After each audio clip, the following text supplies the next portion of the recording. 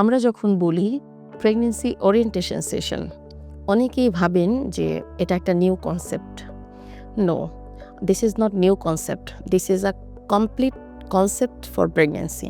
আপনার প্রতিটি প্রেগন্যান্সি স্টেজে কি কি গুরুত্বপূর্ণ, আপনার সাথে কি কি ঘটতে পারে, আপনি কি কি ভুল করার সম্ভাবনা রয়েছে, কি কি পদক্ষেপ নিলে আপনি সে ধরনের ভুলগুলোকে সহজেই এড়িয়ে যেতে পারেন, এবং আপনার এই পুরো 9 মান্থস প্রেগন্যান্সি জার্নির একটা কমপ্লিট গাইডলাইন আমাদের এই প্রেগন্যান্সি ওরিয়েন্টেশন সেশনের মধ্যে থাকে।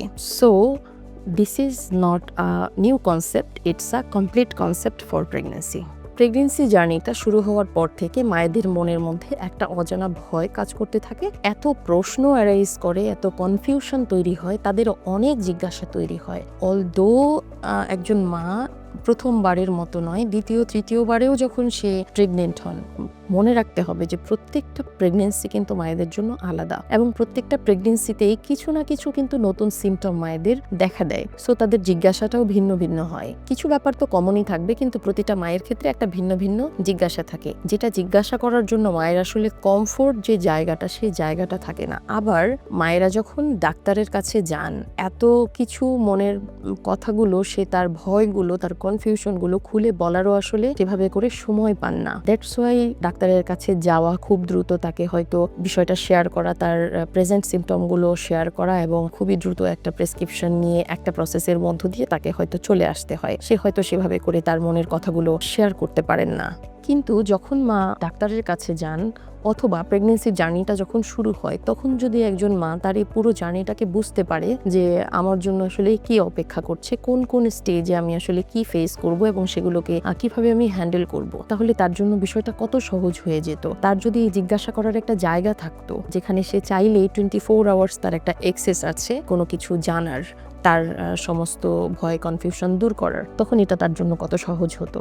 আমাদের অনেক মায়েরা এই happy pregnancy orientation program join করে তাদের পুরো 9 মাসের যে বার্থ প্ল্যান, প্রেগন্যান্সি জার্নি, এটাকে তৈরি করে নিয়েছেন এবং সেই অনুযায়ী নিজেদেরকে হ্যান্ডেল করেছেন, নিজেদের প্রবলেমগুলোকে তারা ফেস করতে সক্ষম হয়েছেন, নিজেদের জরুরি অবস্থাকে ম্যানেজ করতে সক্ষম হয়েছেন, এবং খুব সুন্দরভাবে শারীরিক এবং মানসিক প্রস্তুতি নিয়ে আনন্দের সাথে সফলভাবে তাদের প্রেগন্যান্সি জার্নিটা শেষ করতে পেরেছেন, এবং ওয়ার্মলি তাদের বেবিকে তারা ওয়েলকাম করতে পেরেছেন।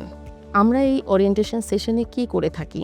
আমরা মূলত পুরো এই 9 মাসের যে জার্নিটা মায়ের, প্রত্যেকটা ট্রাইমেস্টারে একজন মায়ের কি কি অসুবিধা হতে পারে, উনি সেগুলো কিভাবে হ্যান্ডেল করবেন, কখন তার ডাক্তারের কাছে যাওয়া জরুরি, কি কি মেডিকেল টেস্ট তার করা উচিত, কখন করা উচিত, বেবির ওয়েট মনিটরিং উনি কিভাবে করবেন, নিজের ওয়েট মনিটরিং সে কিভাবে করবে, এই পুরো লাইফ ম্যাপিং, এবং কিভাবে লাস্ট স্টেজে সে আসলে তার ডিসিশন মেক করবে যে সে কার কাছে যাবে, কোন হসপিটালে যাবে, কোন ডাক্তারকে দেখালে ভালো হয়, তার জন্য আসলে কোন ডেলিভারি পদ্ধতিটা বেটার হয়, এই সমস্ত লাইফ ম্যাপিংটা আসলে তাকে আমরা এই ওরিয়েন্টেশন যে প্রোগ্রাম আছে এটার মধ্যে দিয়ে থাকি, এবং এই প্রোগ্রামের মধ্য দিয়ে আমাদের সাথে তার একটা জার্নি শুরু হয় পুরো 9 মাসের। আমাদের 24/7 কাস্টমার কেয়ার সাপোর্ট থেকে সে তার যে কোনো সময়ের জিজ্ঞাসা, যে কোনো সময়ের ইমার্জেন্সি সাপোর্ট, যে কোনো কনফিউশন, ভয়, মন খারাপ, বিষণ্ণতা, সমস্ত কিছু শেয়ার করার জন্য সে একটা 24 আওয়ার সাপোর্ট অ্যাক্সেস পায়। আমাদের এই ওরিয়েন্টেশন ক্লাসটা একজন প্রেগনেন্ট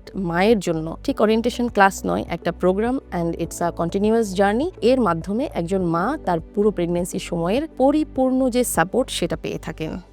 আপনি যদি কমপক্ষে 6 থেকে 12 সপ্তাহের প্রেগনেন্ট মা হয়ে থাকেন, তাহলে এই ওরিয়েন্টেশন প্রোগ্রাম আপনার জন্য পারফেক্ট।